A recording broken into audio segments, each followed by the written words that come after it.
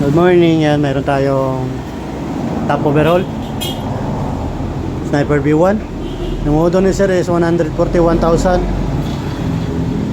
Ngayon, nabaklas ko ito, napansin ko putol yung timing guide nya.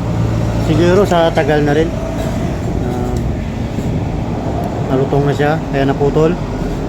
Ngayon, papalit na rin tayo ng timing chain. So, na-check ko yung block nya. Okay pa naman, wala pang gas-gas.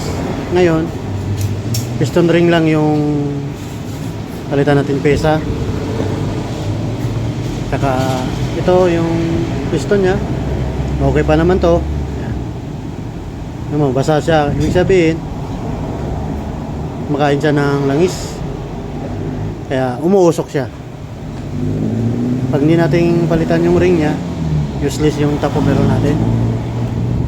Tapos, saka kasama na rin to yung valve seal.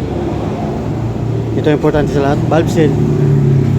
Bago natin kabit yung valve seal, hasahin natin to yung barbula para magkalapat ulit. Ngayon, nabaklas ko na sa side ng magneto na to. Tanggalin ko to kasi dito siya sa loob i-check ko yung rod, okay pa naman sir.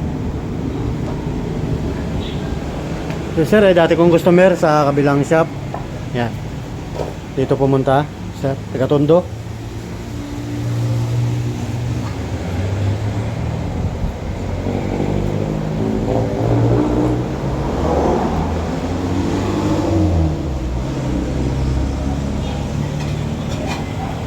Ngayon, umpisahan ko na to linisin, tsaka pag nalinis na lahat to, saka ko sa simbolin. Abangan na lang natin yung pag nabuo na siya, kung uusok pa rin. Alright, yan, bubuhin ko na. Boss, salamat sa panood ng aking video. Yan. Para magkaroon din kayo ng idea paano mag-alaga ng makina. Ang importante sa lahat, lagi kang chine-check yung langis. Yan. Para yung makina laging malinis yan. Pag madalang ka mag-alaga ng mag-change oil, yung makina mo kulay brown yan, ganyan ito. Alright, sige, umpisahan ko na to.